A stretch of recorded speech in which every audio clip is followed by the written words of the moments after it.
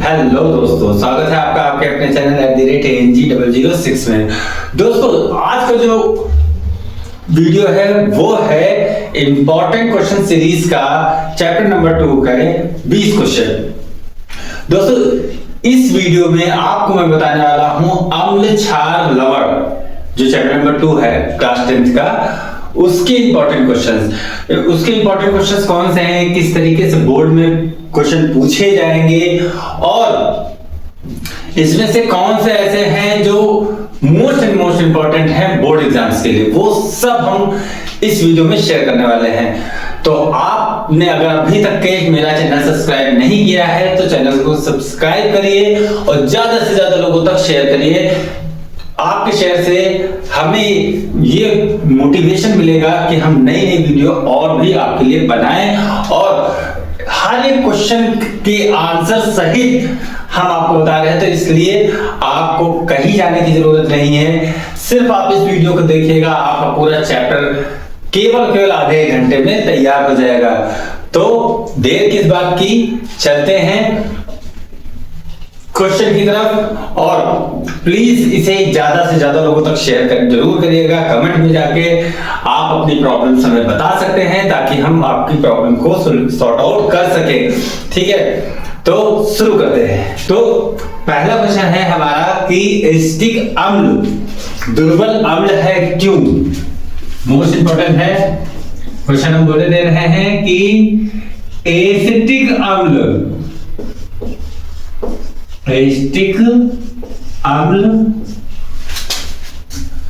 दुर्बल अम्ल है क्यों। दुर्बल अम्ल है क्यों। इस तरीके के क्वेश्चन बोर्ड में बहुत पूछे जाते हैं, तो अलर्ट रहिएगा। और मैं आपको इसका आंसर दे रहा हूं। ठीक, ये क्वेश्चन नंबर 1 है, एसिटिक अम्ल दुर्बल अम्ल है क्यों। तो मैं आपको बता दूं, एसिटिक अम्ल दुर्बल अम्ल होता है क्योंकि इनमें आयरन की मात्रा कम होती है। तो क्या आप आंसर दोगे, एसिटिक अम्ल दुर्बल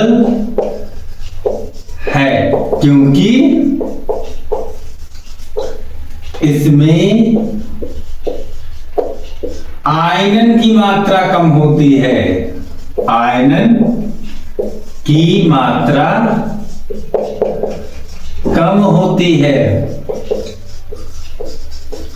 पता है, अब क्वेश्चन ये उठता है कि आपकी जानकारी के लिए मैं बता दूं कि आयरन होता क्या है। आयरन में असल में बॉन्ड्स ब्रेक होते हैं, वो टूटते हैं और आयनित होने की पावर, जैसे NaCl है, NaCl को अगर आप वाटर में डिसॉल्व करो तो तुरंत आयनों में टूट जाता है ना। तो एसिटिक अम्ल इतनी जल्दी आसानी से टूटता नहीं है, तभी कहा जाता है कि ये दुर्बल अम्ल है। यस या नो, सबको समझ में आया? Any doubt? ठीक है, अब बढ़ते हैं अगले क्वेश्चन की ओर। क्वेश्चन नंबर 2 है कि आपको पता है किस तरीके से क्वेश्चन आते हैं। H2S विलयन का pH मान कितना होगा। बहुत आसान सा क्वेश्चन है। H2S विलयन का pH मान क्या होगा। बहुत इंपॉर्टेंट क्वेश्चन है बोर्ड के लिए। तो मैं आपको आंसर दे दूं 7 से कम। 7 से कम H2S विलयन का pH मान होता है।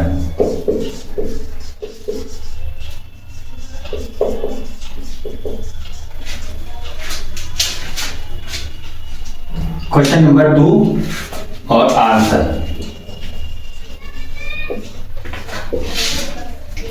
क्लियर हुआ? Any doubt? 2 क्वेश्चन अभी हमने बताया। पहला तो एसिटिक अम्ल दुर्बल अम्ल होता है क्यों, तो उसका आंसर होगा कि एस्टिक अम्ल दुर्बल अम्ल होता है क्योंकि इसमें आयरन की मात्रा कम होती है। दूसरा H2S विलयन का पीएच मान कितना होता है? 7 से कम होता है। दोनों क्वेश्चन आपको समझ में आए? कहीं कोई दिक्कत? अगर कोई दिक्कत आ रही है तो प्लीज कमेंट में जाकर हमें जरूर बताइएगा, ठीक है। और बढ़ते हैं अगले क्वेश्चन की ओर।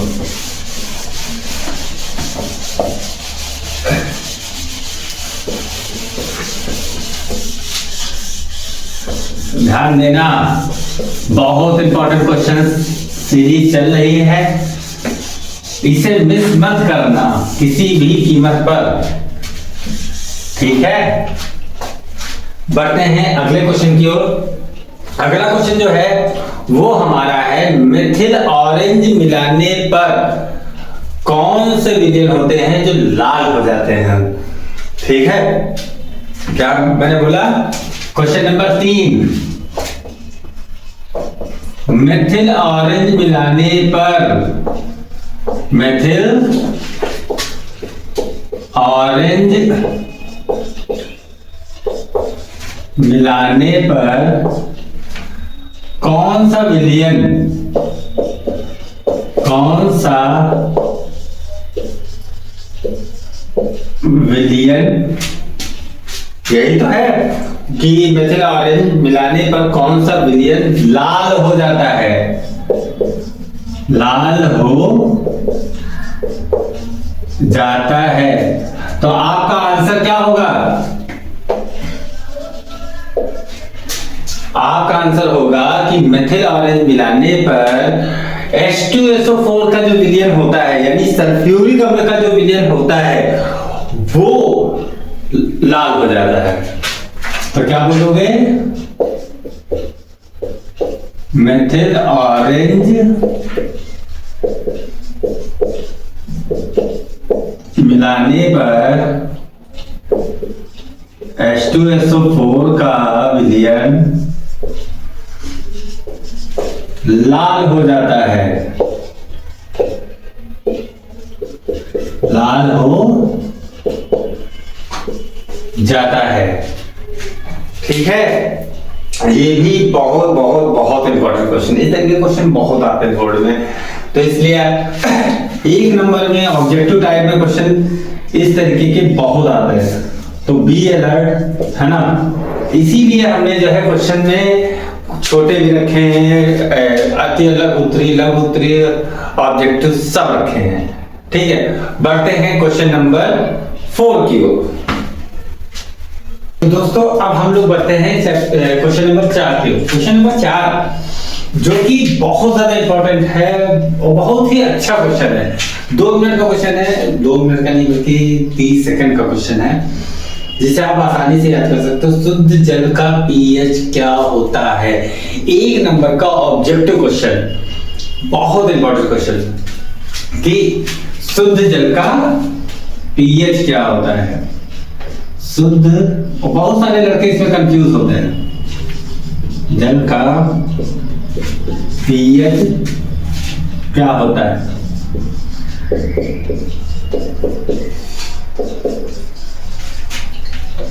इसका आंसर होगा, शुद्ध जल का जो पीएच होता है वो 7 होता है, यानी उदासीन होता है।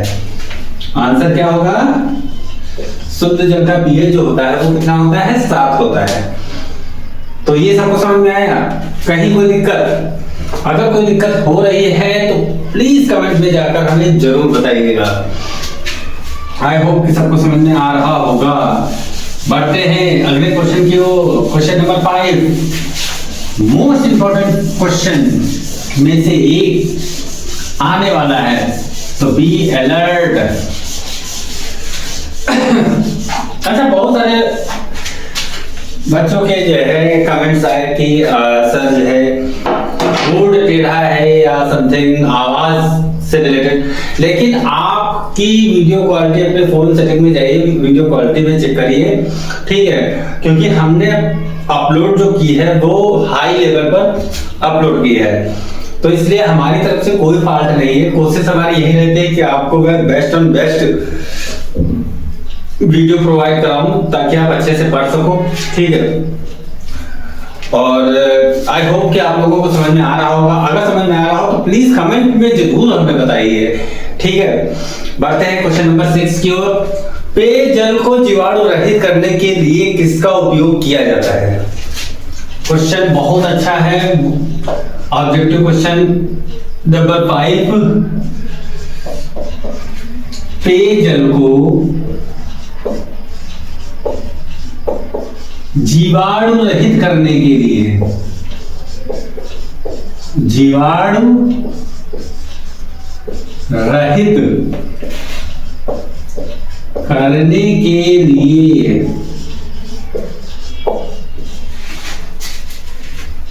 पेयजल को जीवाणु रहित करने के लिए किसका उपयोग किया जाता है?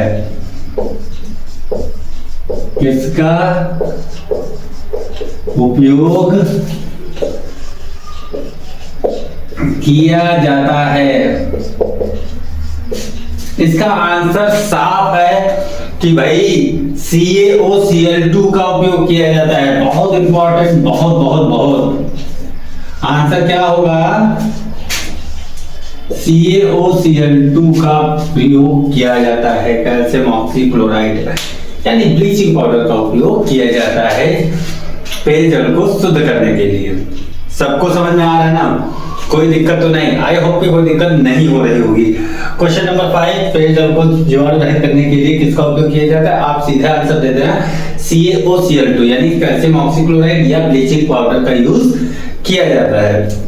बहुत इंपॉर्टेंट है, बहुत इंपॉर्टेंट वर्ड है। यूपी बोर्ड के लिए लॉन्ग आंसर में भी इसके ऊपर क्वेश्चन आते हैं। अभी आने वाले उसमें हम जरूर बताएंगे आपको। चलते हैं नेक्स्ट क्वेश्चन की ओर, क्वेश्चन नंबर 6 की ओर।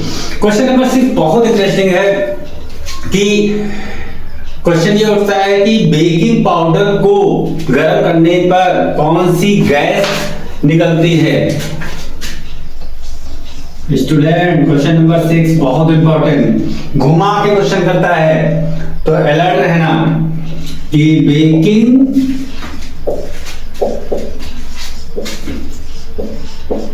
पाउडर को गर्म करने पर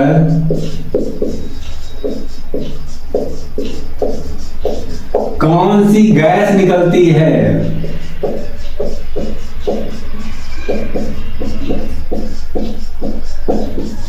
एक नंबर का क्वेश्चन है, याद रखना।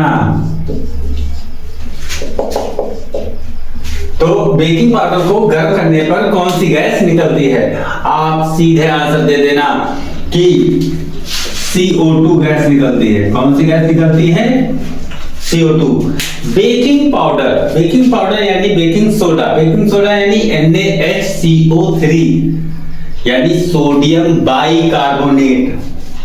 और जब सोडियम बाइकार्बोनेट से जब हम कार्बोनेट में कन्वर्ट करते हैं, यानी जब हम बेकिंग सोडा को गर्म करते हैं तो सोडियम कार्बोनेट बनता है जिसे हम धावन सोडा बोलते हैं। साथ में कार्बन डाइऑक्साइड जल निकल जाता है। ठीक है, अगर आपको रिएक्शन से या ये चैप्टर पूरा चाहिए, ठीक है, तो हमारे लिस्ट में चले जाना, मिल जाएगा आपको। ठीक है, और baking powder is the most important topic of this chapter, so please be learn. Okay, मतलब इसे अच्छे से तैयार करो। ठीक है, कोई भी दिक्कत हो आप हमें बताइए कमेंट में, हम जरूर सॉर्ट आउट करेंगे। ठीक है, और इस वीडियो को ज्यादा से ज्यादा लोगों तक शेयर करते हो ताकि जो लोग नहीं पढ़ पा रहे हैं, ठीक है, तो उनको हेल्प मिल सके। ठीक है, सबको समझ में आ रहा है? क्वेश्चन नंबर 6 बहुत इंपॉर्टेंट है, बी अलर्ट, बी रेडी। हम इरेज कर रहे हैं। ठीक है, कॉपी पेन रेडी करके लिख लो। इतने क्वेश्चन तैयार कर लोगे तो बोर्ड धुआं हो जाएगा। बोर्ड जबरदस्त तरीके से निकलेगा भाई। क्वेश्चन नंबर 7 की ओर बढ़ते हैं। क्वेश्चन नंबर 7 बहुत बहुत बहुत बहुत बहुत बहुत बहुत इंपॉर्टेंट, जरूरत से ज्यादा इंपॉर्टेंट। क्षारक के साथ हल्दी मिलाने पर क्या होता है? बहुत इंपॉर्टेंट, मतलब इस तरीके से क्वेश्चन बहुत आते हैं चौंकाने के लिए। क्वेश्चन नंबर 7 की बात करने वाले हैं। 7 यानी 7 दोगे तो 7 वाला क्वेश्चन बोर्ड में मिलेगा। ठीक है, तो क्षारक के साथ हल्दी मिलाने पर क्या होगा? लाल भूरा रंग मिलता है। क्वेश्चन है क्षारक के साथ हल्दी मिलाने पर कौन सा रंग मिलता है?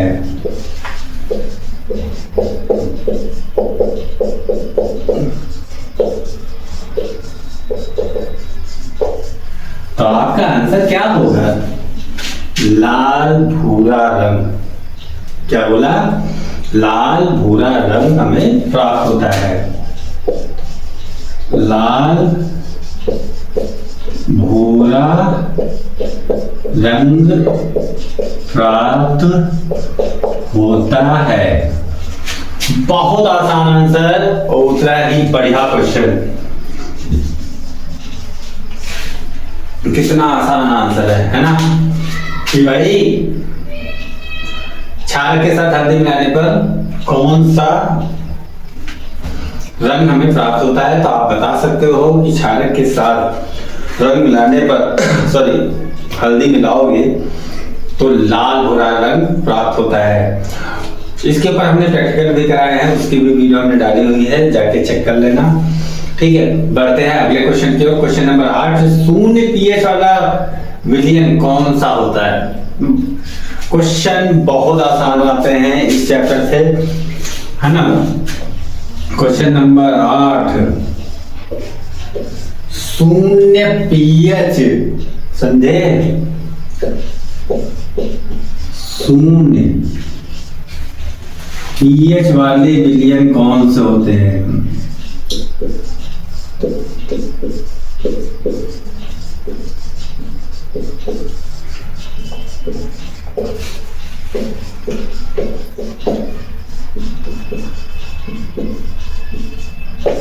मतलब वाले विलयन जो होते हैं वो कौन से होता है? जो अम्लीय विलयन होते हैं उनका जो पीएच होता है वो 0 से लेकर के 6 अबाउट 7 कह सकते हो, मतलब 7 से कम होते हैं, है ना। कि मतलब जिनका पीएच 7 से कम हो, फिर वो चाहे 6 हो, 5 हो, 4 हो, 3 हो, 2 हो, 1 हो, 0, वो सब विलयन अम्लीय होते हैं। क्या होते हैं? अम्लीय। तो आंसर क्या होगा? अम्लीय। बहुत इंपॉर्टेंट क्वेश्चन। ये ऐसे क्वेश्चन हैं जो बोर्ड्स में पूछे जा चुके हैं, है ना। तो इनको जरा विशेष ध्यान रखना, ठीक है। सबको समझ में आ रहा है ना? कोई दिक्कत तो नहीं? दिक्कत हो तो कमेंट में जाओ, शेयर करो, धावा बोलो, ठीक है। मुझे बताओ क्या दिक्कत है ना। सबको समझ में आ रहा है ना? कोई दिक्कत तो नहीं? क्वेश्चन नंबर 9 की ओर बढ़ते हैं। क्वेश्चन नंबर 9 बहुत आसान है एक तरीके से देखा जाए तो, है ना। आप लोग तैयार करते रहो, कॉपी पेन लेके बैठो। कोई भी दिक्कत हो, कोई भी प्रॉब्लम हो, हमें कमेंट में जाकर के अपनी प्रॉब्लम शेयर करो, समझे।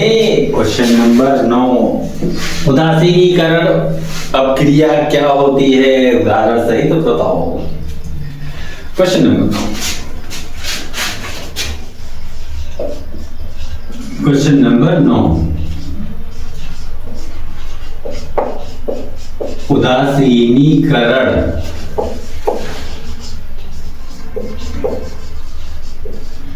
अपक्रिया क्या होती है? उदाहरण सहित समझाइए।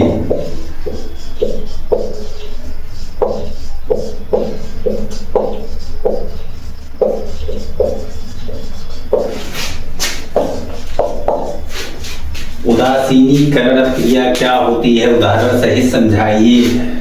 बहुत इंपॉर्टेंट क्वेश्चंस यूपी बोर्ड 2026 के लिए जरूरत से ज्यादा इंपॉर्टेंट क्वेश्चन है। इस बार बोर्ड का एक तरीके से समझ में लिख दे रहा हूं, इंपॉर्टेंट,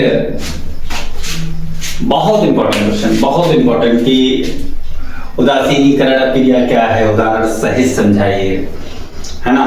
और इसका बहुत इंपॉर्टेंट है, और प्लस ये भी है कि इंपॉर्टेंट होने के साथ साथ ये जो है बोर्ड में बहुत ज्यादा पूछी जाती है, हर बार मतलब एक साल छोड़ के पूछी जाती है। इस बार पता नहीं क्यों मुझे लग रहा है कि इस बार ये क्वेश्चन आएगा, तो भाई इसे तैयार जरूर कर लेना, ठीक है। मैं आपको बता दे रहा हूँ, ठीक आंसर मैं दिए दे रहा हूँ कि उदासीनीकरण क्रिया वह क्रिया होती है जिसमें अम्ल और क्षार को आपस में मिलाकर के गर्म किया जाता है, ठीक। तो लवण का निर्माण होता है ना। अम्ल और क्षार को आपस में मिला करके गर्म करने पर लवण का निर्माण होता है। तो इस प्रकार की अक्रिया को हम क्या कहते हैं, उदासीनीकरण अक्रिया कहते हैं। उदाहरण हम बता दे रहे हैं आपको, आप NaOH यानी क्षार ले लो प्लस HCl ले लो, अम्ल ले लो, गर्म कर दोगे वाटर निकल जाएगा और प्लस लवण बन जाएगा NaCl। बहुत आसान क्रिया, ठीक। उदाहरण आपको हमने दे दिया, कहो तो डेफिनेशन भी लिख दो। परिभाषा आपकी क्या होगी, जब अम्ल तथा क्षार को आपस में मिलाकर गर्म करते हैं तो लवण का निर्माण होता है। लवण का निर्माण होता है जब अम्ल तथा क्षार को आपस में मिला करके गर्म करते हैं तो लवण का निर्माण होता है। इस प्रकार की क्रिया को हम उदासीनीकरण क्रिया कहते हैं। परिभाषा ये उदाहरण हो जाएगा आपका और इस तरीके से आपकी ये प्रक्रिया तैयार हो जाएगी। बहुत आसान है, इसे जरूर तैयार करना, ठीक है। बढ़ते तो अब हम लोग बढ़ते हैं क्वेश्चन नंबर 10 की ओर, है ना। तो क्वेश्चन नंबर 10 जो है वो एक तरीके से बहुत इंपॉर्टेंट क्वेश्चन है, ठीक है। खासकर बोर्ड 2026 के लिए तो समझ लो वरदान है, ठीक है। तो be alert and focus, okay.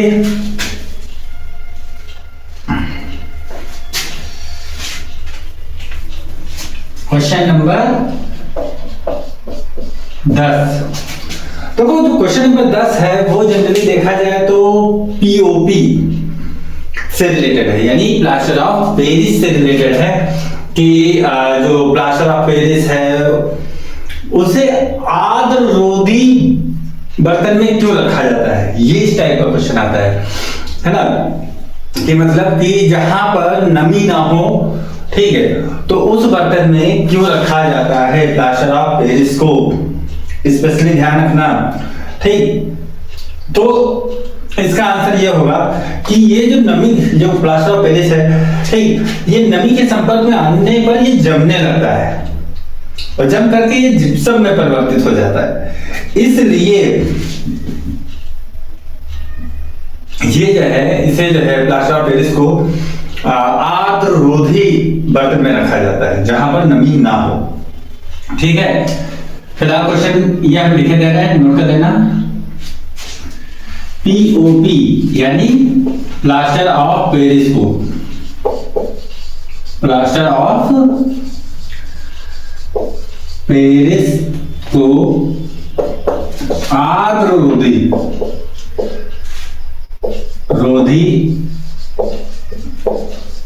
बर्तन में रखा जाता है, क्यों?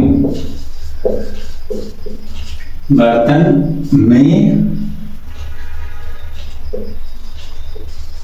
रखा जाता है क्यों? क्वेश्चन नंबर 10 है ना। रखा जाता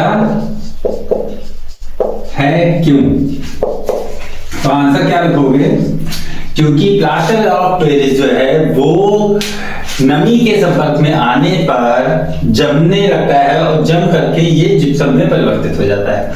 यही इसका आंसर है। हम लिखे दे रहे हैं कि पीओपी को आर्द्ररोधी बर्तन में इसलिए रखा जाता है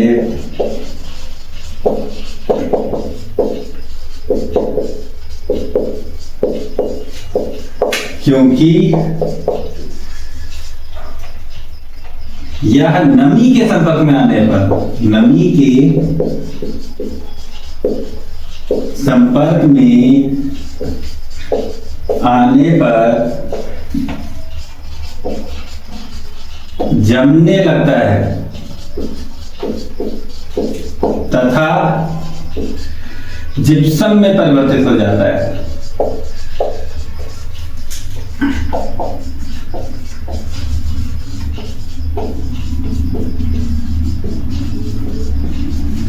ये है इसका आंसर। ठीक है, सब लोग नोट कर लेना इसे, बहुत इंपॉर्टेंट क्वेश्चन है बोर्ड एग्जाम के लिए। ठीक है, बढ़ते हैं क्वेश्चन नंबर 11 की ओर। क्वेश्चन नंबर 11 बहुत इंपॉर्टेंट है बोर्ड एग्जाम के लिए, समझ लो। इस तरीके के क्वेश्चन बहुत पूछे जाते हैं। ठीक है, तो अलर्ट होकर के सारे क्वेश्चन को अच्छे से देखना। ठीक है, तो क्वेश्चन नंबर 11। वैसे मैं आपको बता दूं कि ये जो वीडियो क्वालिटी है आप लोगों को जो शिकायत थी वो भी हमने दूर कर दी। ठीक है, क्वेश्चन नंबर 11 है, जब एसिटिक अम्ल से सोडियम कार्बोनेट अभिक्रिया करता है तो क्या होता है? मतलब क्या होता है जब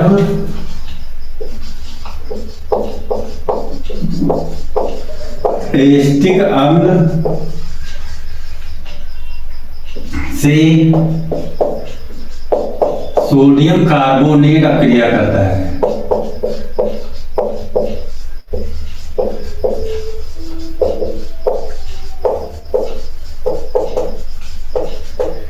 ठीक है, तो सिंपल सी रिएक्शन है कि जब एसिटिक अम्ल सोडियम कार्बोनेट के साथ अभिक्रिया कराएगा तो सोडियम एसीटेट का निर्माण करेगा और कार्बन डाइऑक्साइड गैस निकलती है। बहुत इंपॉर्टेंट रिएक्शन है, ध्यान रखना। 2CH3COOH यानी ये एसिटिक अम्ल है। ठीक, और इसकी अभिक्रिया अगर आप सोडियम कार्बोनेट के साथ करा दोगे यानी Na2CO3 के साथ आप करा दोगे तो क्या होगा? कुछ नहीं, CH3CONA बन जाएगा यानी सोडियम एसीटेट और कार्बन डाइऑक्साइड बाहर निकल जाएगी। ठीक है ना, और साथ में वाटर भी निकल जाएगा। बहुत आसान अभिक्रिया है, याद कर लेना। बोर्ड की सबसे ज्यादा इंपॉर्टेंट क्वेश्चन। बढ़ते हैं क्वेश्चन नंबर 12 की ओर। आप सभी लोग स्क्रीनशॉट ले लेना, कॉपी पे लेके बैठो, लिखना चालू कर दो। आपको हर एक चैप्टर के 20 क्वेश्चन दूंगा। ठीक, अगर आपने क्वेश्चन सॉर्ट आउट कर लिए तो पक्का बोर्ड एग्जाम निकल जाएगा। ठीक है, अगला क्वेश्चन है, क्या होता है जब एथेनॉल क्षारीय पोटेशियम परमैंगनीट के साथ अभिक्रिया करता है ना, या फिर ऑक्सीकृत हो जाता है ना? तो हम क्वेश्चन लिखे दे रहे हैं, ये आंसर हो गया क्वेश्चन नंबर 11 का, ध्यान रखना। ठीक है, क्वेश्चन नंबर 12 का है कि क्या होता है जब, ठीक है, क्या होता है जब एथेनॉल क्षारीय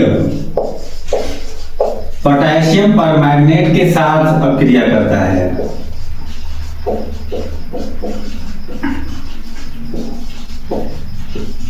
साथ अब क्रिया करता है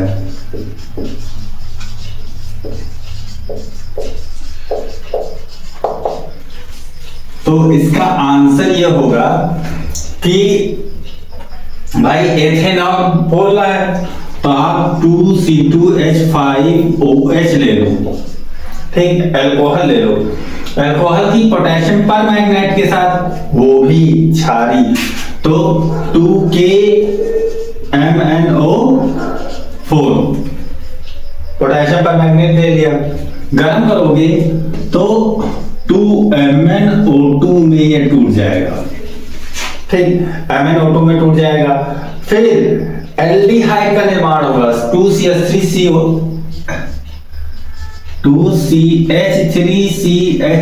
का निर्माण होगा एल्डिहाइड का, साथ में KOH और वाटर निकल जाएगा, माइनस यहां पर KOH निकल जाएगा, माइनस H2O निकल जाएगा। तो एस्टल्डिहाइड का निर्माण होता है, आप ये बोल सकते हो, ठीक। तो ये 12वां क्वेश्चन था। 12वां क्वेश्चन कौन सा था? जब एथेनॉल क्या होता है जब एथेनॉल को क्षारीय पोटेशियम परमैंगनेट के साथ अब क्रिया कराते हैं, तो इसका आंसर ये होगा कि एथिल अल्कोहल यानी एथेनॉल, ठीक, तो C2H5OH प्लस 2KMnO4 यानी पोटेशियम परमैंगनेट, जब इनको गर्म करते हैं तो मैग्नीज डाइऑक्साइड और एसिटल्डिहाइड का निर्माण होता है, मेनली एसिटल्डिहाइड का निर्माण होता है। समझ में आया? कहीं कोई दिक्कत तो नहीं आ रही? पक्का? अगर कोई दिक्कत आ रही हो तो प्लीज आप हमें कमेंट में जाकर जरूर बताइए। वीडियो कैसी लग रही है आपको ये भी कमेंट में जाकर जरूर बताना, ठीक है? स्क्रीनशॉट ले लेना, ठीक। बढ़ते हैं अगले क्वेश्चन की ओर। Question number 13। Question number 13। Question number 13।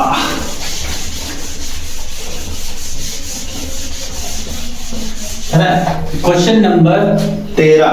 13 question number जो है बहुत बहुत बहुत इंपॉर्टेंट।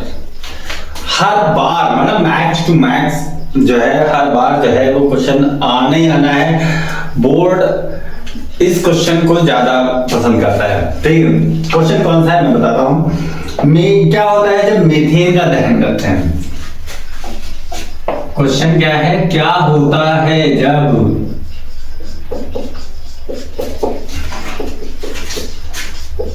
मीथेन का दहन करते हैं? मीथेन का दहन करते हैं, क्या करते हैं? दहन करते हैं। Question number 13। तो क्या होता है जब मीथेन का दहन करेंगे तो आप क्या बताओगे? तो मीथेन की दहन अपक्रिया, आपको पता है कि मीथेन की ऑक्सीजन से अपक्रिया करा दो, यानी CH4 की ऑक्सीजन से आप जब अपक्रिया करा देते हो तो क्या होगा? कार्बन डाइऑक्साइड रिलीज हो जाएगी, यस या नो? और प्लस वाटर का फॉर्मेशन हो जाएगा। बच्चों कितनी आसान अपक्रिया है ना? Answer number 13। कहीं कोई दिक्कत है? अगर नहीं दिक्कत है तो बढ़ते हैं अगले क्वेश्चन की ओर। बहुत इंपॉर्टेंट और बहुत अच्छी अपक्रिया है ना? क्वेश्चन नंबर 14 जो है वो कौन सा है? पीएच की परिभाषा दीजिए। बहुत बढ़िया क्वेश्चन है। पीएच की परिभाषा दीजिए, हमारे जीवन में इसका महत्व समझाइए। ठीक, देखो टाइम ज्यादा है नहीं, ज्यादा मतलब जैसे कि ओवर एक्सप्लेन करने का टाइम ज्यादा नहीं है, ठीक है, क्योंकि एक्सप्लेन करोगे तो बहुत ज्यादा हो जाएगा, टाइम कम है। शॉर्ट टर्म में कैसे आप तैयार कर सकते हो, हमारा मकसद यही है इस वीडियो को बनाने का, ठीक है। तो पीएच की परिभाषा लीजिए। अम्ल और क्षार परिभाषा बताना है, अभी हम लिख भी देंगे। अम्ल व क्षार के जलीय विलयन में, अम्ल व क्षार के जलीय विलयन में हाइड्रोजन आयन सांद्रता को मापने की इकाई को, क्या बोला? अम्ल और क्षार के जलीय विलयन में हाइड्रोजन आयन सांद्रता की मापने की इकाई को हम पीएच कहते हैं। कितना आसान। अम्ल व क्षार के जलीय विलयन में हाइड्रोजन आयन सांद्रता के मापने की इकाई को हम क्या कहते हैं? पीएच कहते हैं। यस या नो? पहला क्वेश्चन लिखे दे रहे हैं, पीएच की परिभाषा बताइए। परिभाषा बताइए। तथा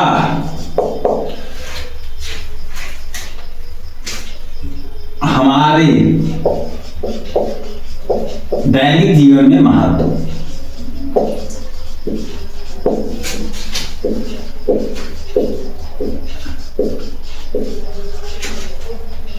भी समझाइए।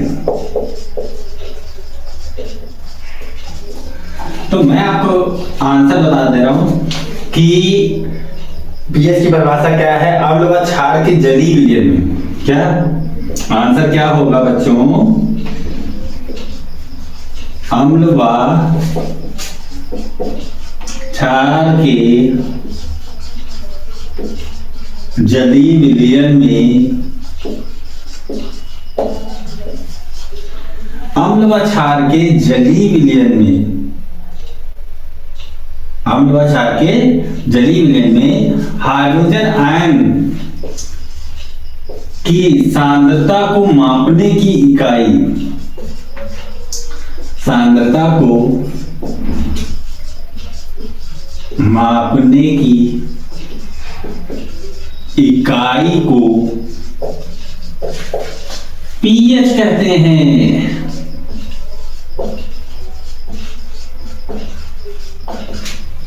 अम्ल व क्षार के जलीय विलयन में हाइड्रोजन आयन की सांद्रता को मापने की इकाई को हम क्या कहते हैं? पीएच कहते हैं। बहुत आसान डेफिनेशन है, ठीक है।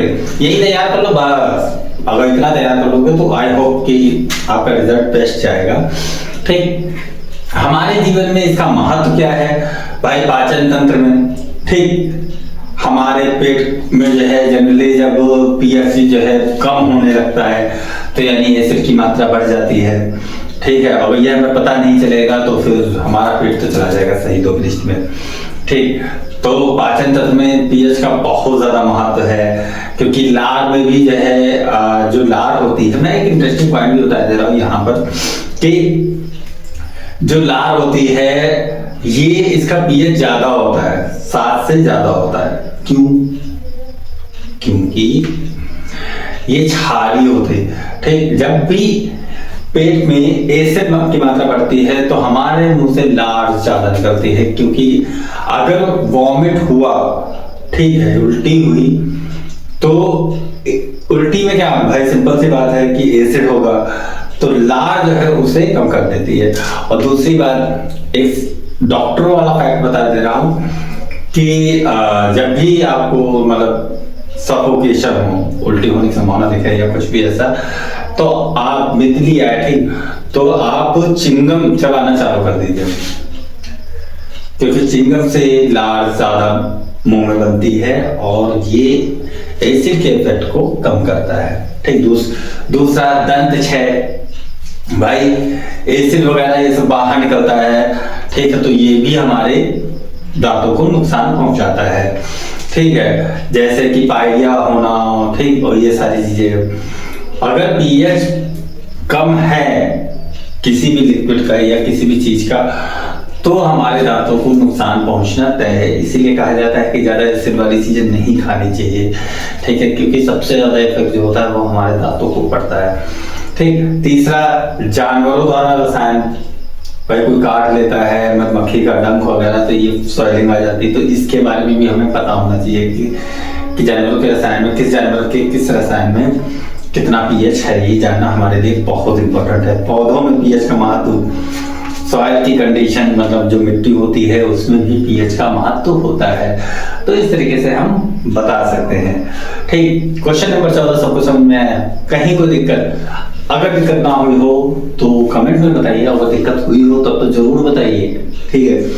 वीडियो को लगातार शेयर करते रहो, ठीक। क्योंकि अगर आपको मेरी मेहनत अच्छी लग रही है तो प्लीज वीडियो को शेयर जरूर करो या कमेंट में जरूर बताओ आप लोग कहाँ से वीडियो देख रहे हो, हमें भी तो पता चले। ठीक है, बढ़ते हैं अगले क्वेश्चन की ओर।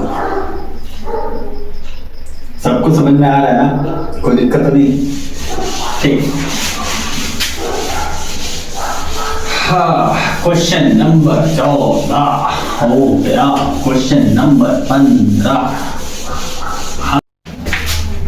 बढ़ते हैं क्वेश्चन नंबर 15 की ओर। क्वेश्चन नंबर 15 हमारा बहुत इंपॉर्टेंट क्वेश्चन है, जरूरत से ज्यादा इंपॉर्टेंट है।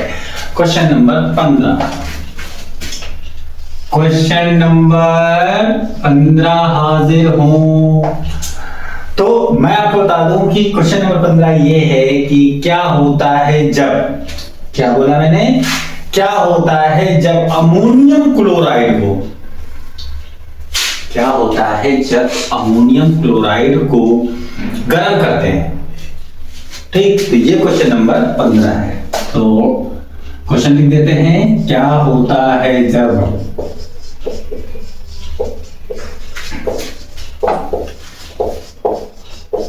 अमोनियम क्लोराइड को गर्म करते हैं।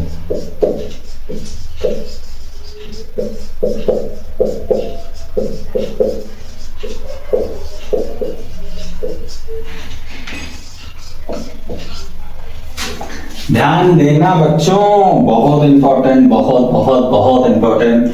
क्या होता है जब अमोनियम क्लोराइड को गर्म करते हैं? तो आप सीधे कह देना कि जब अमोनियम क्लोराइड को गर्म करते हैं तो अमोनिया का निर्माण होता है और अम्ल का निर्माण होता है। अमोनियम क्लोराइड का फॉर्मूला क्या होगा? NH4Cl होगा प्लस कुछ नहीं, सीधे गर्म करो अमोनिया तो बना, बचेगा क्या? HCl बचेगा, निकाल दो। कितनी आसान रिएक्शन, सबको समझ में आया? कहीं कोई दिक्कत हो तो कमेंट में जाकर बताओ, ठीक है ना? बढ़ते हैं अगले क्वेश्चन की ओर। क्वेश्चन नंबर 16,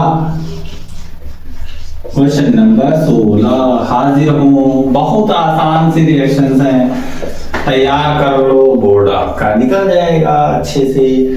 विरंजक चूर्ण आपको तैयार करना पड़ेगा कंप्लीट। विरंजक चूर्ण पर टिप्पणी करो। ये लॉन्ग आंसर का क्वेश्चन है बच्चों, इतना ध्यान रखो। क्वेश्चन नंबर 16, विरंजक चूर्ण पर टिप्पणी करो, ठीक है? विरंजक चूर्ण की, विरंजक चूर्ण, विरंजक चूर्ण, अगर आप विरंजक चूर्ण की बात करोगे तो इसे हम ब्लीचिंग पाउडर भी बोलते हैं।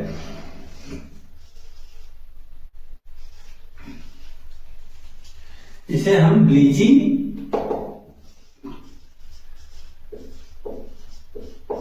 पाउडर भी बोलते हैं,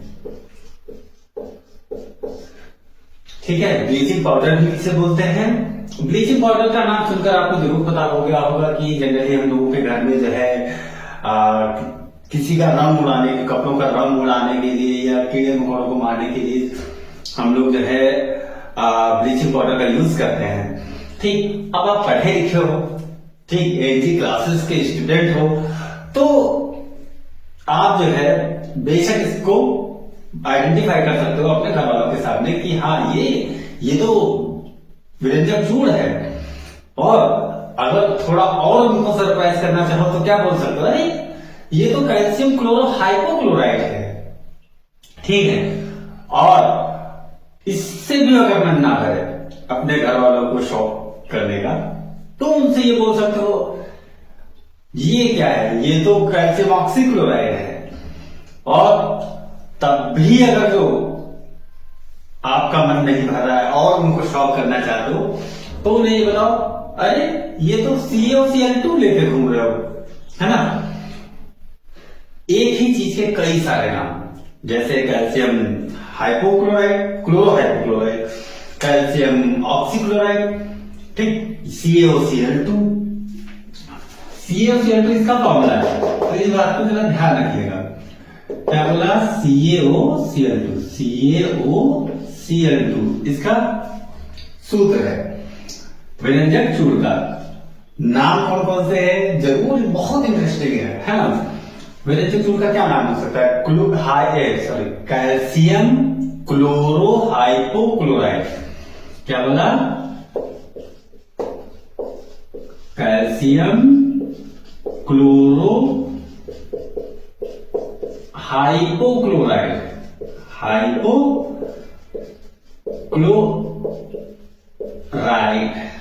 क्लोराइड या कैल्शियम ऑक्सीक्लोराइड या कैल्शियम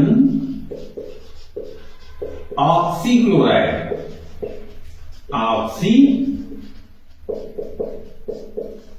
क्लोराइड।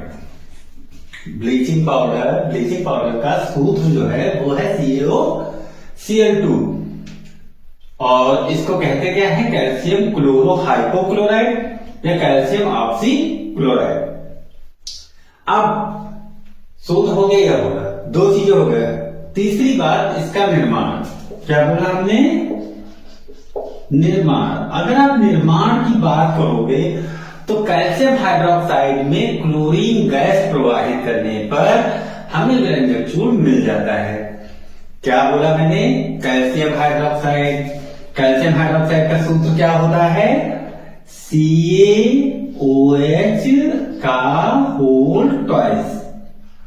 कैल्शियम हाइड्रोक्साइड में हमने क्या प्रवाहित किया? क्लोरीन गैस प्रवाहित कर दी। तो क्या मिल गया बच्चों? CaOCl2 यानी कैल्शियम ऑक्सीक्लोराइड मिल गया। अब बचा क्या? ऑब्वियसली वाटर निकल जाएगा। कितनी आसान रिएक्शन, और आसानी से आपको याद भी हो जाएगी। ठीक है, अब हम लोग बात करने वाले हैं भौतिक गुण की। निर्माण हो गया है ना, ये क्या था? सूत्र था। ये दोनों क्या थे? रासायनिक नाम थे। और निर्माण हो गया। अब बात करेंगे भौतिक गुण की। किसकी बात करने वाले हैं हम लोग? भौतिक गुण की। भौतिक गुण भाई सिंपल सी बात है, अभी हमने आपको बताया कि ये जो है, आपने ब्लीचिंग पाउडर देखा होगा तो हल्के पीले रंग का दिखता होगा, है ना। और इसकी जो गंध होती है, स्मेल जो होती है वो बहुत तीक्ष्ण होती, बहुत तीखी होती है। ठीक, और इसका जो जली विलयन होता है वो दूधिया होता है। कैसा होता है? दूधिया होता है। ठीक, 3 भौतिक गुण हैं। कौन कौन से? हल्के पीला रंग होता है, नंबर 1 बात। हल्का पीला रंग होता है, पीला रंग होता है इसका। दूसरा, तीक्ष्ण गंध होती है। कैसी गंध होती है? तीक्ष्ण गंध होती है। और तीसरा, अगर आप तीसरे भौतिक गुण की बात करोगे तो तीसरा कौन सा है? जली विलयन इसका कैसा होगा? दूधिया। जली विलयन कैसा होगा? दूधिया होगा। कितना आसान है, साथ ही साथ तैयार कर लो। ठीक है भाई, बोर्ड पेपर मुश्किल से मुश्किल 1 महीना बचा हुआ है। हम आपको हर एक चैप्टर, हाई स्कूल साइंस का हर एक चैप्टर बहुत आसानी से और कौन कौन से इंपॉर्टेंट है उसके साथ हम बताते रहेंगे। ठीक है, बस आप लोग साथ साथ तैयार करते रहो। बहुत आसान तरीका है, बहुत ज्यादा आसान। ठीक है, तो भाई व्यंजक चूड़, इसे जनरली ब्लीचिंग पाउडर कहते हो। ठीक है, रासायनिक नाम आपको लिखना होगा CaOCl2, सॉरी रासायनिक सूत्र लिखना होगा CaOCl2 होता है। रासायनिक नाम कैल्शियम क्लोरो हाइपोक्लोराइड या कैल्शियम ऑक्सीक्लोराइड। ठीक, निर्माण में जब कैल्शियम हाइड्रोक्साइड में क्लोरीन गैस प्रवाहित करते हैं, क्या बोला? कैल्शियम हाइड्रोक्साइड में क्लोरीन गैस प्रवाहित करते हैं तो हमें क्या मिलने वाला है? ब्लीचिंग पाउडर, और वाटर निकल जाएगा। रिएक्शन आपके सामने बोर्ड पे स्क्रीनशॉट ले लो, कोई दिक्कत नहीं। भौतिक गुण हल्का पीला रंग होता है, तीक्ष्ण गंध होती है और जलीय दूधिया, मतलब जो जलीय विलयन होता है वो कैसा होता है, दूधिया होता है। सबको समझ में आया, कोई दिक्कत तो नहीं। अब हम लोग बात करने वाले हैं रासायनिक गुण की, है ना। रासायनिक गुण क्या होते हैं इसके बारे में बात करने वाले हैं। सब क्लियर है? ओके, चलो बच्चों अब हम लोग रासायनिक गुण की बात कर लेते हैं।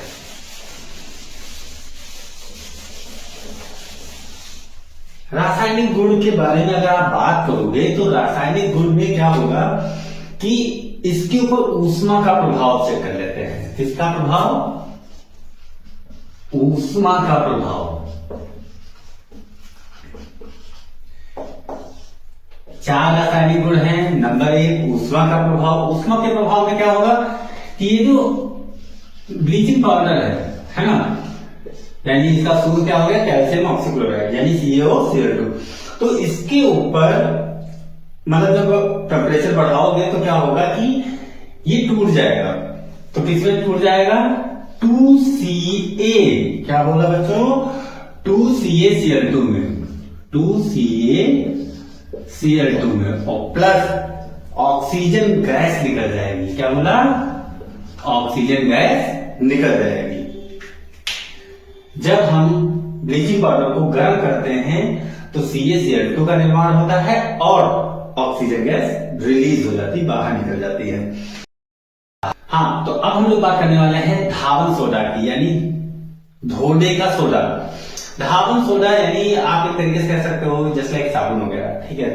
ये कहीं ना कहीं धावन सोडा की तरह, अब नाम से पता चल रहा है धावन, धुलने वाला, ठीक। तो धावन सोडा की बात करेंगे। इसे अब वही चीज है, घर में सब लोग जो है मतलब ज्यादातर लोग, मैक्सिमम लोग, आप भी है ना, कपड़े धोते होगे तो कभी कभी ये भी कहते हैं अपनी मम्मी से कि जब जैसे साबुन खत्म हुआ तो आप कहते हो कि मम्मी जाए साबुन ले आए, तो कभी उनसे ये कह दो कि सोडियम कार्बोनेट ले आए या सोडियम कार्बोनेट डेकाहाइड्रेट ले आए, है ना। कौन सा सोडियम कार्बोनेट डेकाहाइड्रेट का यूज करोगे, मतलब कुछ ऐसे, है ना। तो शौक तो होने होना है ना। खैर, रासायनिक धावन सोडे का जो रासायनिक नाम जो होता है वो सोडियम कार्बोनेट डेकाहाइड्रेट होता है और सूत्र इसका क्या होगा, Na2CO3.10H2O। लिख देता हूं, धावन सोडे की बात करने वाले हैं हम, धावन सोडा, ठीक। इसका रासायनिक नाम कौन सा होगा, sodium carbonate decahydrate, sodium carbonate decahydrate.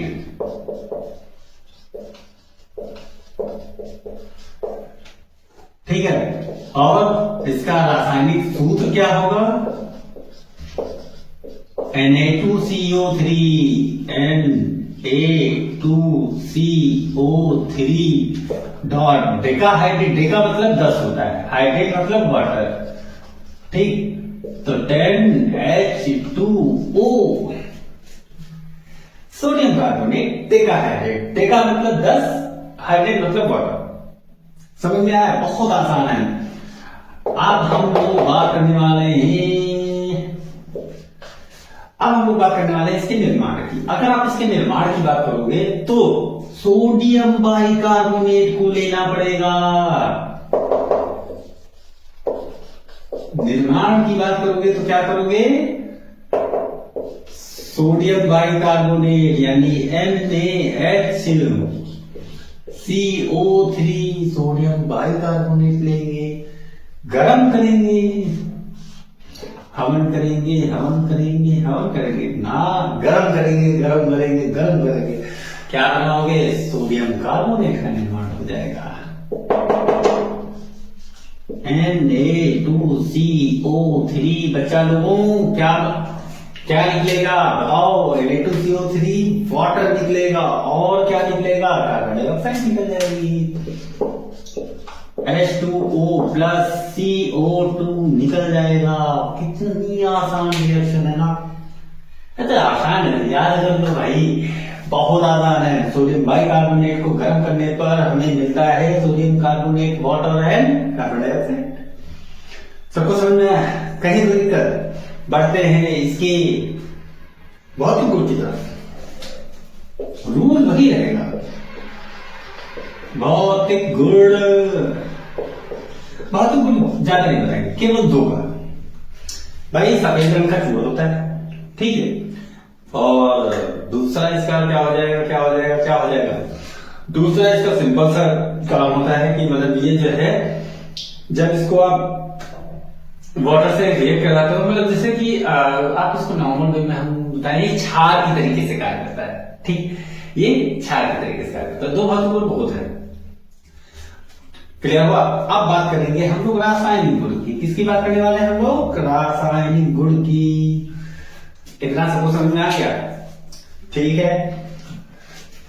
अब हम लोग बात करने वाले हैं रासायनिक गुण की। नाम समझना है तो प्लीज कमेंट में जाके मुझे बताइए, ठीक है। रासायनिक गुण, अगर आप रासायनिक गुण की बात करोगे, रासायनिक गुण, अगर आप रासायनिक गुण की बात करोगे तो इसकी क्रिया जल से करा दो। क्या बोला? इसकी क्रिया जल से करा दो तो Na2CO3 की क्रिया जल से कराने पर, यानी वाटर से कराने पर क्या मिलेगा बच्चों? कुछ नहीं मिलेगा, सोडियम हाइड्रोक्साइड मिल जाएगा। क्या मिल जाएगा? NaOH मिल जाएगा। और क्या मिलेगा? H2CO3 यानी हाइड्रोजन कार्बोनेट मिल जाएगा। 2NaOH मिल जाएगा। यस या नो? जल से क्रिया हो गई, सबको समझ में आई। अब अगर आप कैल्शियम हाइड्रोक्साइड के साथ रिएक्शन कराओगे तो क्या होगा? कुछ नहीं, होना क्या है भैया? होगा भाई जो राम रच रखा, Na2CO3 प्लस कैल्शियम हाइड्रोक्साइड के साथ रिएक्शन कराने पर CaOH का होल ट्वाइस के साथ रिएक्शन करा देते हैं। क्या दिक्कत है भाई? कैल्शियम हाइड्रोक्साइड के साथ सोडियम कार्बोनेट की रिएक्शन करा, मिलेगा क्या? मिलना क्या है? यही NaOH मिल जाएगा भाई। NaOH plus CaCO3, NaOH plus CaCO3 calcium carbonate मिल जाएगा। दो मॉलिक्यूल हैं, दो ले लिए। सबको समझ में आई रिएक्शन? बहुत आसान है। और तीसरी रिएक्शन इसके निर्माण से ही है भाई। हमने क्या किया था? Na2NaHCO3 लिया था, गर्म किया था, सोडियम कार्बोनेट बना दिया था, पलट दो रिएक्शन, वही रासायनिक गुण हो जाएगा। कैसे? देखो भाई, Na2CO3 बना था, यस या नो? कार्बन डाइऑक्साइड ले लो प्लस CO2 ले लो, गर्म कर दो, सोडियम बाइकार्बोनेट से रिएक्शन करा करके सोडियम कार्बोनेट बनाया। अब हम सोडियम कार्बोनेट से हम बनाने वाले हैं सोडियम बाइकार्बोनेट। 2NaHCO3। कितनी आसान रिएक्शन है, सबको समझ में आई? कहीं कोई दिक्कत? तो ये है हमारे तीन रासायनिक गुण। अब थोड़ा सा रिवाइज कर लेते हैं, फिर जो है हम लोग। रासायनिक गुण बहुत इंपॉर्टेंट है, हद से ज्यादा। क्वेश्चन ये पूछेगा क्या होता है जब, क्या बोले मैंने, क्या होता है जब सोडियम कार्बोनेट की अपक्रिया कैल्शियम हाइड्रोक्साइड से कराते हैं तो लिख लो। मोस्ट इंपॉर्टेंट रिएक्शन है ये भी। अभी तक दो क्वेश्चन बताया हूं, ध्यान रखना, एक वो एक ये, ठीक है। कि सोडियम कार्बोनेट की कैल्शियम हाइड्रोक्साइड के साथ रिएक्शन कराने पर हमें सोडियम हाइड्रोक्साइड और कैल्शियम कार्बोनेट बनता है। ठीक। रासायनिक गुण की बात करोगे तो सोडियम कार्बोनेट में जल के साथ क्रिया कराने पर सोडियम हाइड्रोक्साइड बनता है, H2CO3 निकल जाता है। इसमें सोडियम कार्बोनेट की कैल्शियम हाइड्रोक्साइड के साथ रिएक्शन करा दोगे तब भी ये मिलेगा, CaCO3 निकल जाएगा। सोडियम कार्बोनेट में कार्बन डाइऑक्साइड और CO2 लिख दिया भाई। H2O से क्रिया कराने पर क्या होगा? कुछ नहीं होना। होना क्या है? सोडियम बाइकार्बोनेट मिल जाएगा। कहीं कोई दिक्कत है? कोई दिक्कत नहीं, पक्का 100%। एक रिएक्शन और बता दें कि अगर डायरेक्ट हीट कर दे तो भैया जब किसी को गर्म करोगे तो वो टूट जाएगा। Na2CO3 डॉट NH2O गर्म कर दो, क्या होगा बच्चा लोग? होना क्या है कि भाई Na2CO3 ठीक प्लस NH2 निकल जाएगा, बस हो गया, है ना? या नहीं प्लस में करना चाहते तो डॉट में कर दो, सबको समझ में आ रहा है ना? और प्लस 9H2O बाहर निकल जाएगा, 9H2O। कितनी आसान रिएक्शन है, सबको समझ में आ गई? कहीं कोई दिक्कत? पक्का। आप बात करते हैं, एक बार फिर से रिवाइज कर लेते हैं ताकि आपको कोई दिक्कत ना हो कि रासायनिक गुण में सोडियम कार्बोनेट की जल से क्रिया कराओगे सोडियम हाइड्रोक्साइड बनेगा, सोडियम कार्बोनेट की कैल्शियम हाइड्रोक्साइड के साथ रिएक्शन कराओगे तो भी सोडियम हाइड्रोक्साइड बनेगा। अगर सोडियम कार्बोनेट में CO2 और H2O यानी वाटर मिलाकर गर्म कर दोगे तो सोडियम बाइकार्बोनेट मिल जाएगा, जिसे बोलते हो धावन सोडा। अभी आने वाले टॉपिक में बात करने वाला है। और अगर डायरेक्ट इसे गर्म कर दोगे तो ये वाटर इसका टूट जाएगा, ठीक, 9H2O बाहर निकल जाएगा।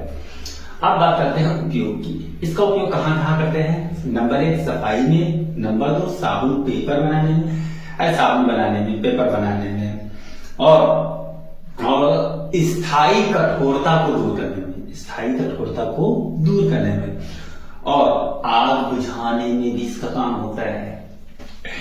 लो, एक तरफ आग लगाने वाले लोग हैं व्यंजक चूल के रूप में, एक तरफ आग लगाने, सब। लेकिन व्यंजक चूल का काम आग लगाना नहीं होता है, लेकिन हाँ रंग बदलना होता है, ठीक। और लेकिन सोडियम कार्बोनेट जो होता है वो क्या होता है? वो आग बुझाने का काम करता है। कुछ ऐसे लोग जिंदगी में होते हैं, कभी कभी लकीली आ जाते हैं, मतलब किस्मत से आ जाते हैं, जो अगर आपकी लाइफ में कोई ऐसा शख्स है जो आपकी लाइफ में आग बुझाने का काम करता है, यानी फायर ब्रिगेड।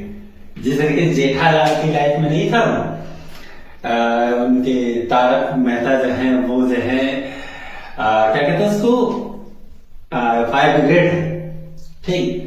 तो भाई मेरे हिसाब से तो उनका नाम जो है फायर ब्रिगेड ना रख करके Na2CO3 लिख देना चाहिए, मतलब कह देना चाहिए कि हाँ आप मेरे ना, अगर मैं होता है ना तो ये कहता कि हाँ आप मेरे Na2CO3 हो, ठीक है। अगर आपकी लाइफ में कोई ऐसा है जो फायर ब्रिगेड की तरीके से हो, ठीक, तो उसका नाम जो है Na2CO3 यानी सोडियम कार्बोनेट जरूर रखिएगा, ठीक है। खैर, इसको एक बार फिर से रिवाइज कर लेते हैं, फिर बढ़ते हैं नए टॉपिक पर। सोडियम कार्बोनेट की बात करोगे यानी धावन सोडा की बात करोगे, इसका रासायनिक नाम सोडियम कार्बोनेट डेकाहाइड्रेट होता है। रासायनिक Na2CO3.NH2 होता है। निर्माण में सोडियम बाइकार्बोनेट को गर्म कर दोगे Na2CO3 plus H2O plus CO2 में टूट जाएगा, यानी सोडियम बाइकार्बोनेट को गर्म करने पर सोडियम कार्बोनेट प्राप्त होता है। रासायनिक गुण की बात करोगे, जल से क्रिया कराओगे तो सोडियम हाइड्रोक्साइड मिलेगा, अगर कैल्शियम हाइड्रोक्साइड के साथ क्रिया कराओगे तो भी सोडियम हाइड्रोक्साइड मिल जाएगा। अगर आप जल और कार्बन डाइऑक्साइड के साथ रिएक्शन करा रहे हो तो सोडियम बाइकार्बोनेट मिलेगा। अगर आप डायरेक्ट हीट कर रहे हो तो जल बाहर निकल जाएगा, यानी निर्जलीकरण हो जाएगा। उपयोग मैंने अभी बताया कि फायर ब्रिगेड के रूप में, यानी आग बुझाने का काम करता है, साबुन बनाने में, पेपर बनाने में इसका उपयोग करते हैं। स्थायी कठोरता, जल की स्थायी कठोरता को भी दूर करने में मदद करता है और साफ सफाई में भी बहुत मदद करता है। ठीक, सबको समझ में आ गया? कहीं तो दिक्कत हो तो कमेंट में जाइए, जरूर बताइए। और हाँ, आपकी लाइफ में अगर कोई बायोग्रेड का काम करता हो तो कमेंट में जाकर जरूर बताइएगा। बढ़ते हैं नेक्स्ट टॉपिक की ओर। तो अब हम लोग बात करने वाले हैं बेकिंग सोडा यानी खाने के सोडे के बारे में। अच्छा, मैं आपको बताऊं कि आपने जनरल बेसिस पे बहुत सारे वो देखे होंगे, जस्ट लाइक भटूरे खाए होंगे, जलेबियां खाए होंगे, है ना, जलेबियां खाई होंगी, भटूरे खाए होंगे और बहुत सारी चीजें खाते रहते होंगे भाई। इनो पीते हो, ठीक, और मतलब ऐसे बहुत सारे एग्जांपल्स हैं बेकिंग सोडा के रूप में। तो बेकिंग सोडा उसमें मेन होता है ना। अगर बेकिंग सोडा ना हो तो शायद ये सब चीजें हो ही ना। अब कोई बहुत सारे लोग हमें ज्ञान देंगे कि ईस्ट का यूज करते हैं या ब्ला ब्ला ब्ला, लेकिन बेकिंग सोडा का महत्वपूर्ण योगदान रहता है। ठीक, तो बेकिंग सोडा होता क्या है, ठीक है, इसके बारे में बात करने वाले हैं। तो मैं आपको बताऊं कि बेकिंग सोडा का रासायनिक नाम जो होता है वो सोडियम बाइकार्बोनेट होता है। क्या बोला मैंने? सोडियम बाइकार्बोनेट या सोडियम हाइड्रोजन कार्बोनेट। ठीक, इसका रासायनिक सूत्र NaHCO3 होता है। क्या बोला मैंने? NaHCO3। तीसरी बात, इसको हम बनाएंगे कैसे? लेकिन बनाने से पहले हम लोग थोड़ा सा बोर्ड का यूज कर लेते हैं। हम लोग बात करने वाले हैं बेकिंग सोडा की। बेकिंग सोडा की, इसे खाने का सोडा बोलते हैं। क्या बोलते हैं? खाने का सोडा। देखो, सबसे पहली बात, इसका रासायनिक नाम क्या? रासायनिक नाम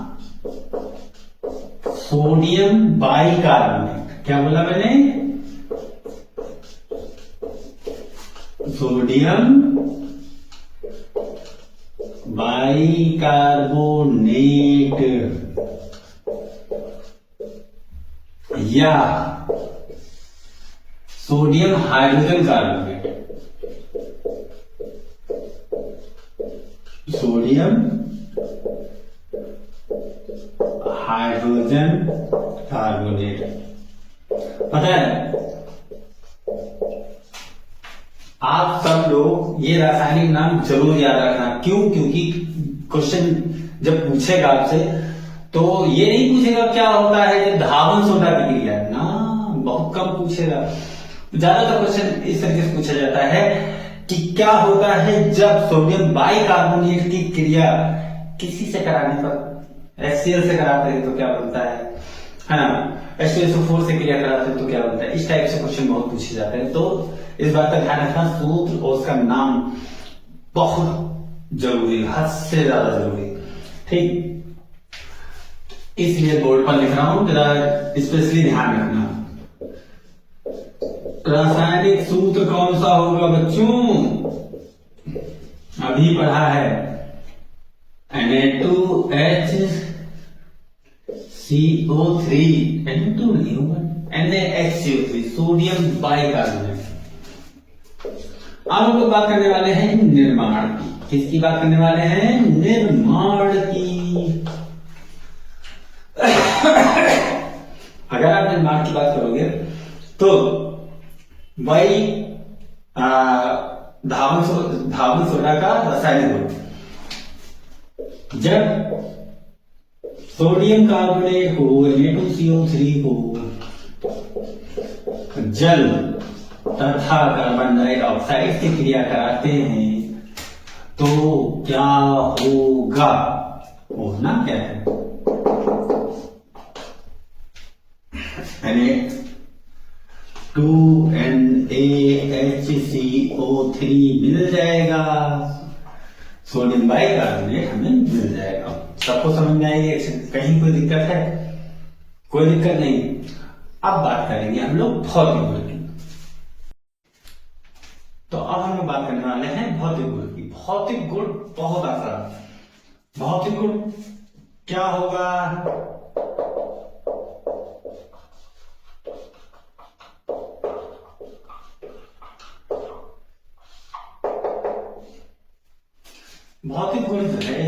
बेसिस पे देखा जाए तो श्वेत क्रिस्टलीय ठोस होते हैं। क्या बोला मैंने? श्वेत क्रिस्टलीय ठोस होते हैं। इनका जलीय विलयन क्षारीय होता है। इनका जलीय विलयन कैसा होगा?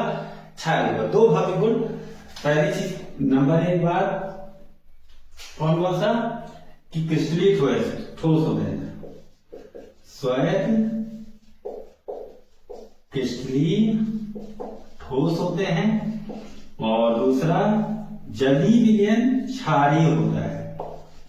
जलीय विलयन कैसा होगा?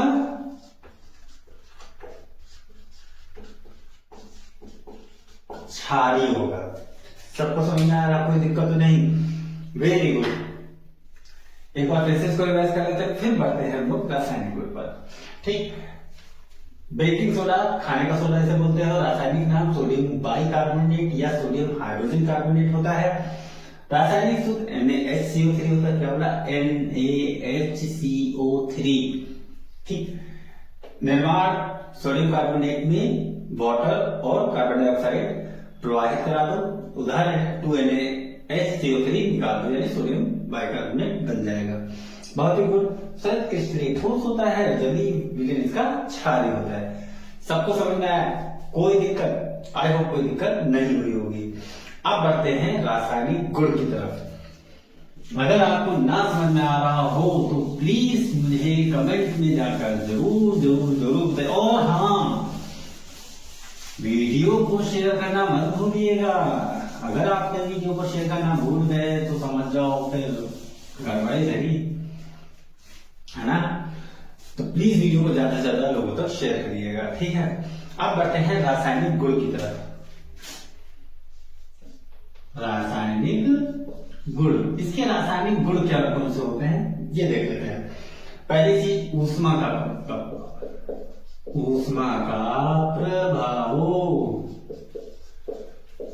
मतलब इसको गर्म करने पर क्या होगा? ये वापस सोडियम कार्बोनेट में टूट जाएगा। कैसे? 2NaHCO3 को गर्म करोगे तो क्या बनेगा? Na2CO3 बन जाएगा, प्लस H2O बन जाएगा, प्लस CO2 बन जाएगा। यस या नो? कहीं कोई दिक्कत? आई होप कि कोई दिक्कत नहीं हुई होगी। ठीक है, बढ़ते हैं आगे, अम्लों से क्रिया कराते हैं। अम्लों से क्रिया कराने पर क्या होगा बच्चों? अम्लों से क्रिया कराने पर जनरल देखा जाए तो लवण का निर्माण करते हैं ये।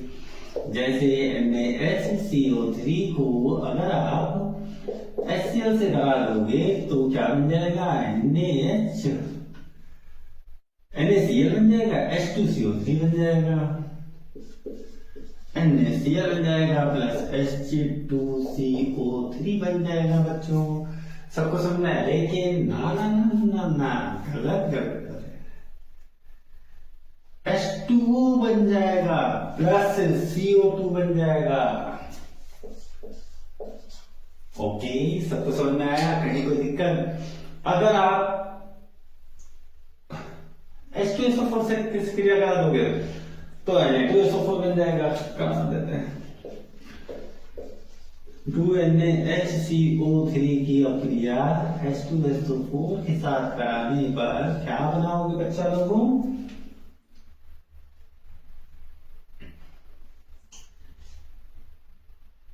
Na2SO4 बन जाएगा। Na2SO4 बन गया, कहीं कोई दिक्कत?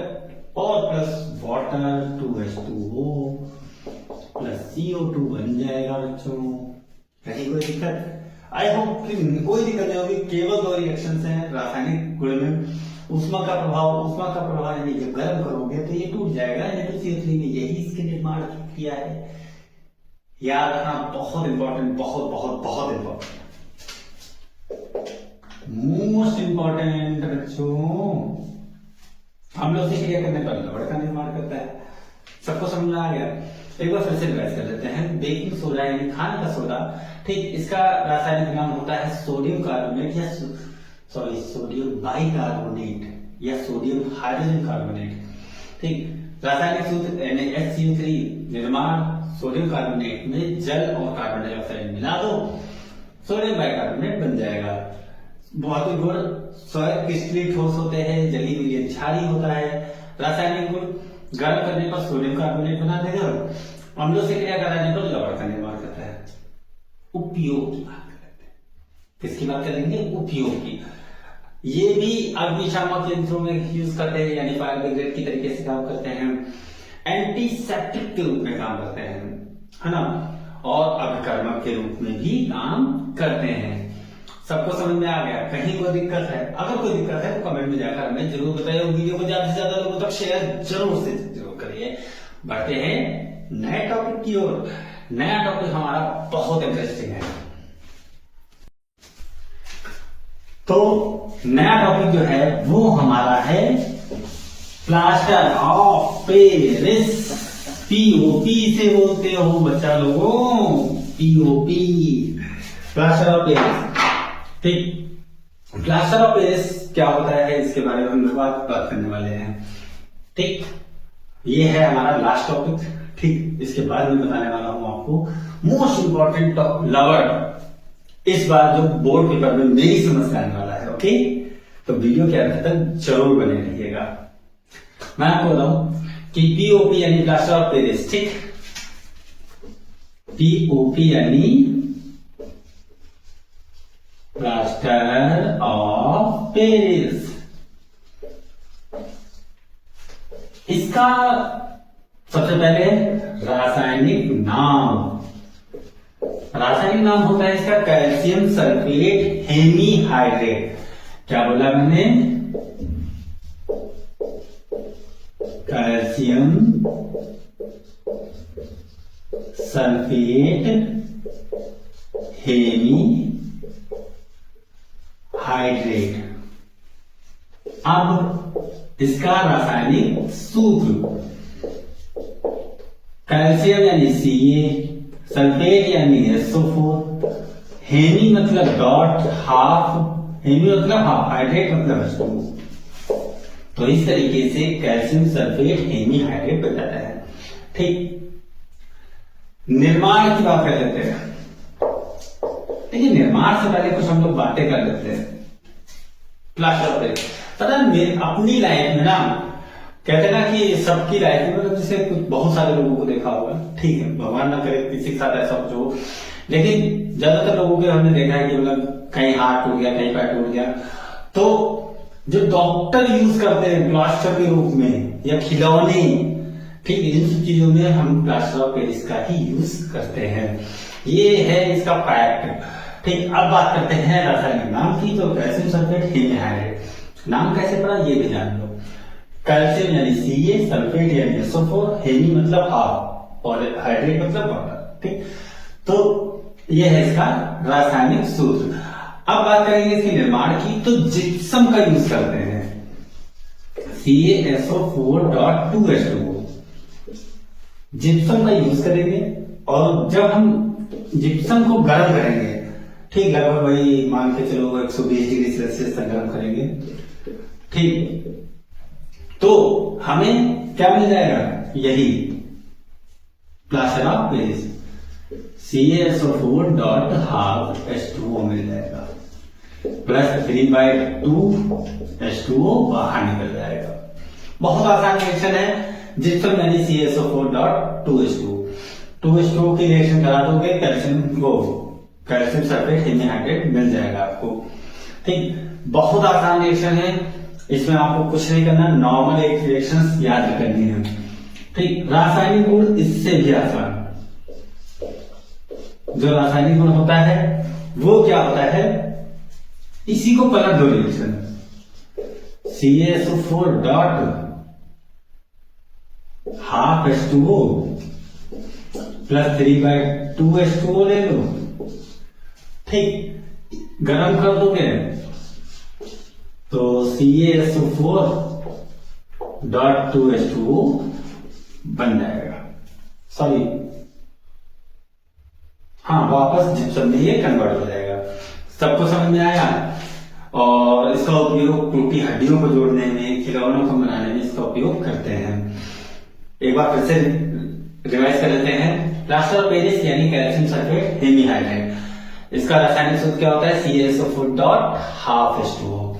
निर्माण जिप्सम में वाटर मिला करके, सॉरी वाटर क्यों मिलाएंगे, जिप्सम में ऑलरेडी वाटर होता है, मतलब जिप्सम को डायरेक्ट जब गर्म करोगे तो ये निर्जलीकरण इसका हो जाता है और प्लास्टर ऑफ पेरिस का निर्माण हो जाता है, यानी CaSO4 डॉट हाफ H2O के रूप में।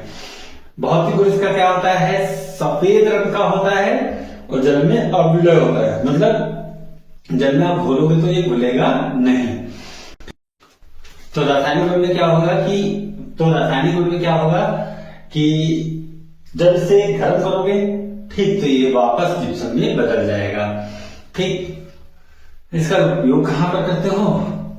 टूटी हड्डियों को जोड़ने में, खिलौनों के निर्माण में। अब वो पल आ गया है जिसमें हम बताने वाले मोस्ट इंपोर्टेंट। देखो 2 क्वेश्चन वो बताए थे, एक तो सोडियम कार्बोनेट की क्रिया और वो एक सोडियम बाइकार्बोनेट और तीसरा व्यंजक जोड़ा। जो मेरे हिसाब से जो मोस्ट इंपोर्टेंट लवण है इस बार का वो है धावन सोडा, यानी सोडियम बाइकार्बोनेट। ये हद से ज्यादा इंपॉर्टेंट है, इस बार पेपर में आने के चांस बहुत ज्यादा है, तो प्लीज इसे याद कर लीजिएगा। याद तो सब करिएगा, ठीक, रिवाइज कर लीजिएगा, है ना।